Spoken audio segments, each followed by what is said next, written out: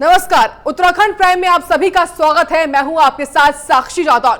शुरुआत करेंगे खबरों की एक बड़ी खबर के साथ, जहां सीएम तीरथ सिंह रावत आज दिल्ली के दौरे पर है।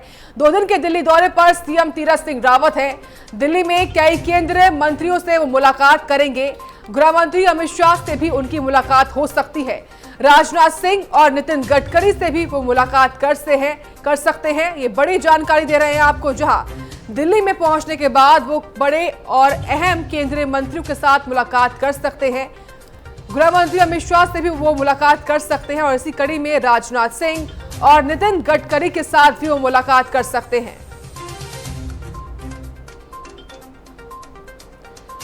तो 2 दिवसीय दौरे पर सीएम तीरथ सिंह रावत हैं और इस दौरे को लेकर तमाम तैयारियां की जा चुकी हैं। तो दिल्ली पहुंचने के बाद उनके तमाम कार्यक्रम प्रस्तावित हैं और इसी कड़ी में वो बड़े केंद्रीय मंत्रियों के साथ मुलाकात करेंगे।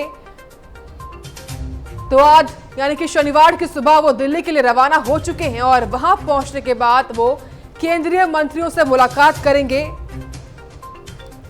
जानकारी के अनुसार 2 दिवसीय दौरा है मुख्यमंत्री का और इस दौरे में वो कई केंद्रीय मंत्रियों से मुलाकात करेंगे। राजनाथ सिंह, नितिन गडकरी भी उनकी मुलाकात में शामिल हो सकते हैं। हालांकि मुख्य उद्देश्य क्या है इस दौरे का, वो अभी तक साफ नहीं हो पाया है, लेकिन बेहद ही अहम और महत्वपूर्ण ये दौरा सीएम तीरथ सिंह रावत का माना जा रहा है।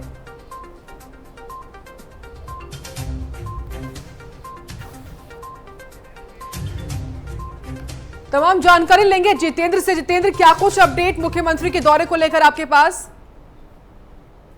जी देखिए,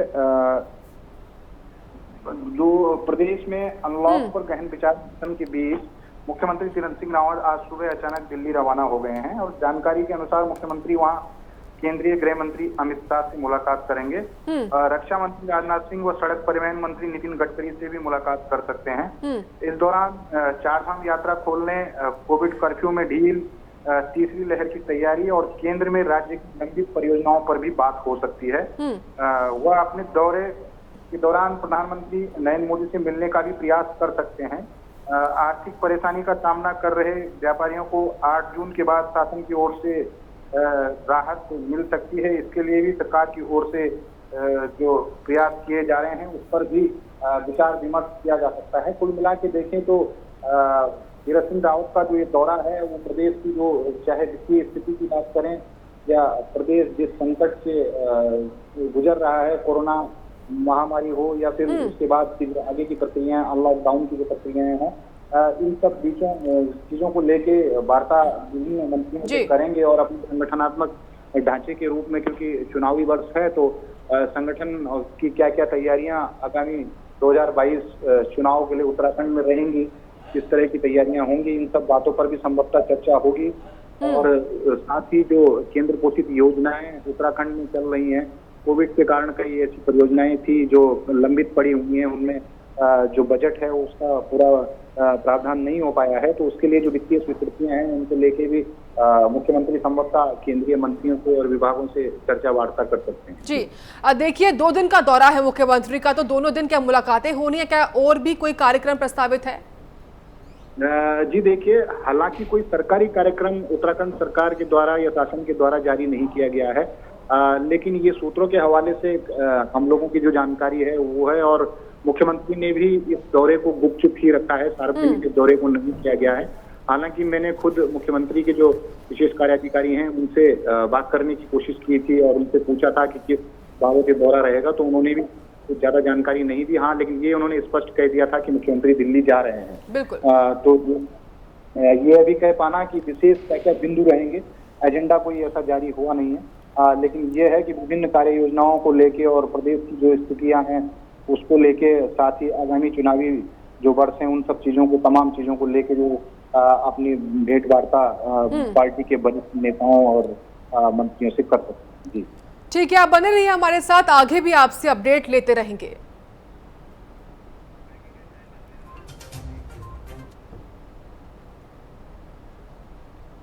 तो विश्व पर्यावरण दिवस आज है और आज इसी मौके पर मंत्री गणेश जोशी ने वृक्षारोपण किया है। छावनी परिषद अस्पताल और गढ़ी कैंट में यह वृक्षारोपण किया गया है। पर्यावरण को संरक्षित करना हम सबकी जिम्मेदारी है, यह कहना गणेश जोशी का है। ये बड़ी खबर जहां विश्व पर्यावरण दिवस के उपलक्ष्य में वृक्षारोपण किया गया और साथ ही मंत्री गणेश जोशी ने यह कहा कि पर्यावरण को संरक्षित करना हम सबकी जिम्मेदारी है। तो विश्व पर्यावरण दिवस के मौके पर तमाम मंत्रीगण वृक्षारोपण कर रहे हैं, पौधारोपण कर रहे हैं और इसी कड़ी में पर्यावरण दिवस के मौके पर मंत्री गणेश जोशी ने भी वृक्षारोपण किया है और कहा गया है कि पर्यावरण को संरक्षित करना हम सबकी जिम्मेदारी है। तो गणेश जोशी ने छावनी परिषद अस्पताल और गढ़ी कैंट में वृक्षारोपण किया है और वृक्षारोपण के बाद उन्होंने कहा कि पर्यावरण को संरक्षित करना हम सबकी जिम्मेदारी है, हम इस जिम्मेदारी को बखूबी निभाएं।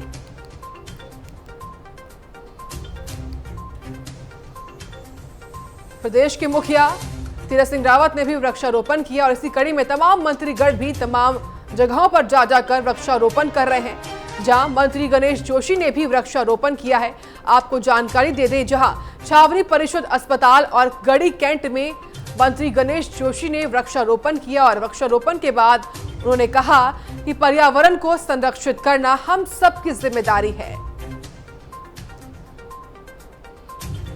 तो आज यानी कि 5 जून को विश्व पर्यावरण दिवस है और इस मौके पर तमाम मंत्रीगण, तमाम लोग जो हैं पौधारोपण, वृक्षारोपण कर रहे हैं। तमाम जानकारी लेंगे सहयोगी जितेंद्र से। जितेंद्र, आज विश्व पर्यावरण दिवस और इस मौके पर मंत्री गणेश जोशी ने भी वृक्षारोपण किया है।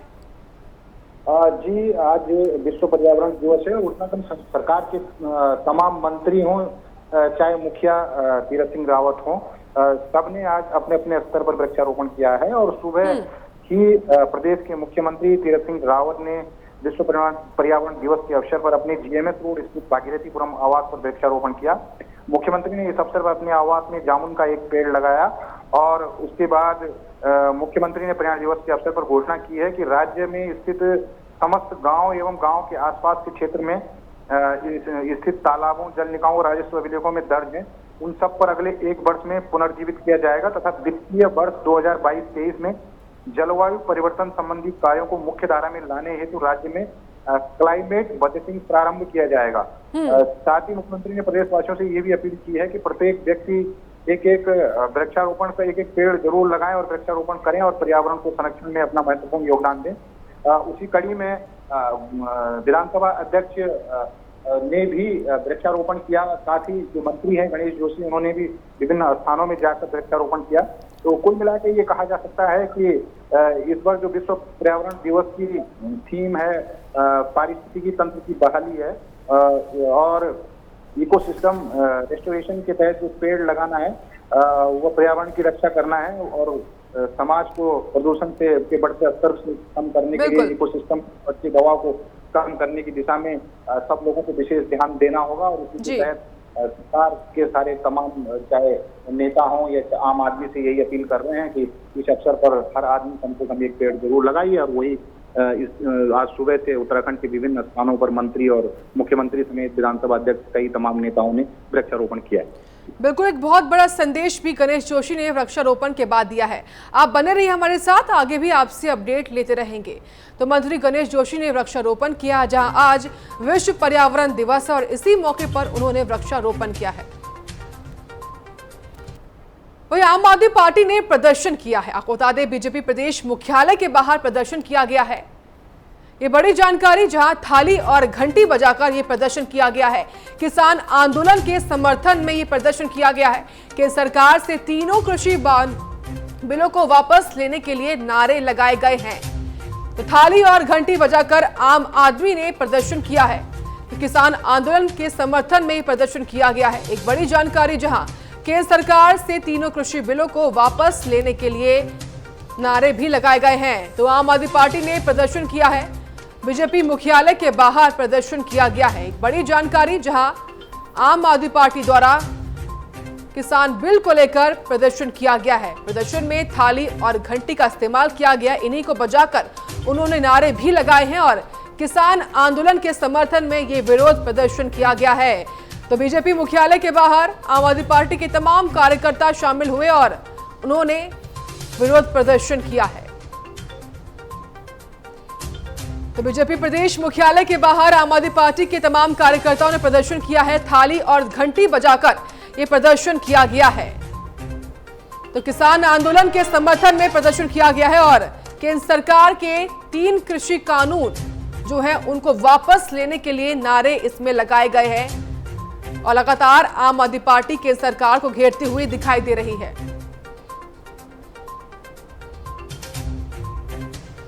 तमाम जानकारी लेंगे सहयोगी जितेंद्र से। जितेंद्र, आम आदमी पार्टी ने प्रदर्शन किया है, क्या कुछ अपडेट? जी देखिए, दिल्ली में लंबे समय से जो किसानों का आंदोलन कृषि बिलों की वापसी को लेकर चल रहा है, वो एक बार कोरोना काल के चलते हालांकि धीमा पड़ गया था, लेकिन एक बार फिर जो है दोबारा आंदोलन उग्र होने की कगार पे है। और इसी कड़ी में आम आदमी पार्टी भी अब किसानों के समर्थन में खुलकर आ चुकी है और आज से उन्होंने अपना एक अभियान शुरू कर लिया है।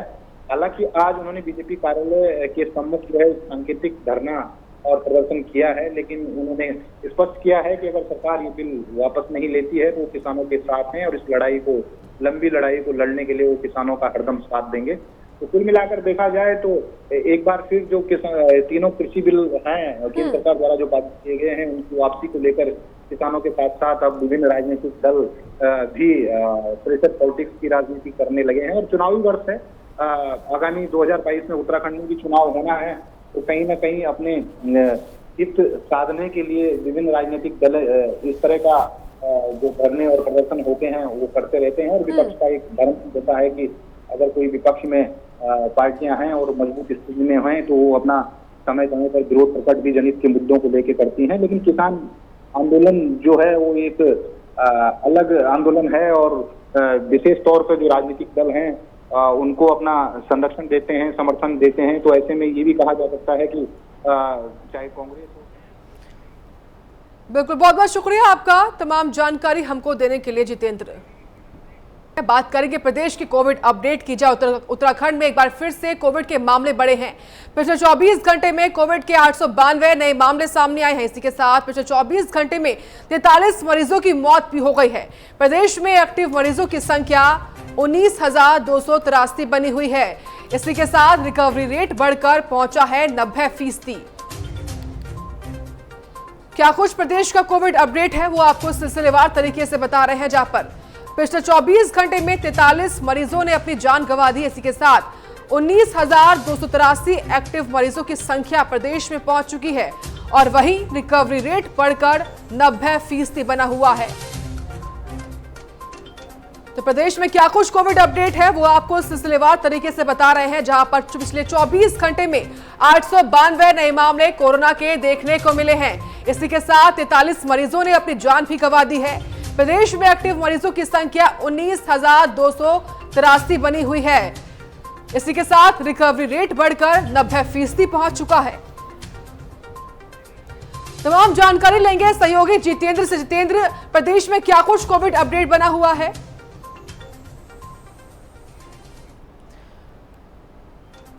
तो पिछले 24 घंटे में 43 मरीजों ने अपनी जान गंवा दी है। इसी के साथ प्रदेश में एक्टिव मरीजों की संख्या 19,000 के पार पहुंच चुकी है। वहीं उत्तराखंड में बारिश को लेकर अलर्ट जारी किया गया है। मौसम विभाग ने यह अलर्ट जारी किया गया है और उत्तराखंड में 8 जून तक बारिश होने की आशंका लगाई जा रही है। प्रदेश में 7 जून को येलो अलर्ट जारी किया गया है और इसी के साथ आज और कल उत्तरकाशी, रुद्रप्रयाग, चमोली, बागेश्वर में बारिश होने की आशंका लगाई जा रही है। पिथौरागढ़ में, देहरादून में, टिहरी, अल्मोड़ा और नैनीताल में भी बारिश होने की आशंका है। तो आज और कल उत्तरकाशी में, रुद्रप्रयाग में, चमोली और बागेश्वर में बारिश होने की आशंका लगाई जा रही है।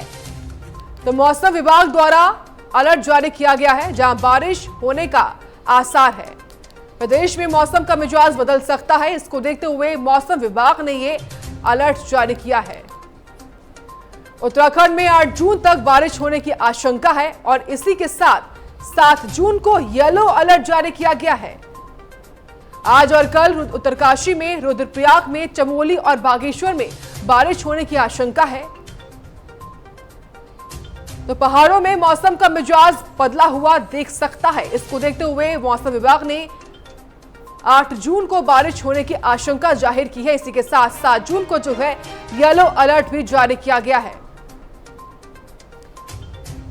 उत्तराखंड में 8 जून तक बारिश होने की आशंका है। इसी के साथ 7 जून तक येलो अलर्ट भी जारी किया गया है और आज और कल उत्तरकाशी, रुद्रप्रयाग, चमोली, बागेश्वर में बारिश होने की भी आशंका लगाई जा रही है और वहीं पिथौरागढ़ में, देहरादून में, टिहरी, अल्मोड़ा में भी बारिश होने की आशंका है।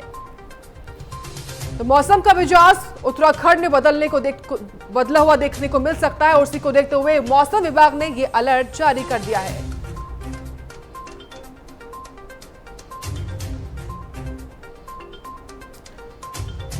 तो उत्तराखंड में 8 जून को बारिश होने की आशंका है। प्रदेश में 7 जून को येलो अलर्ट।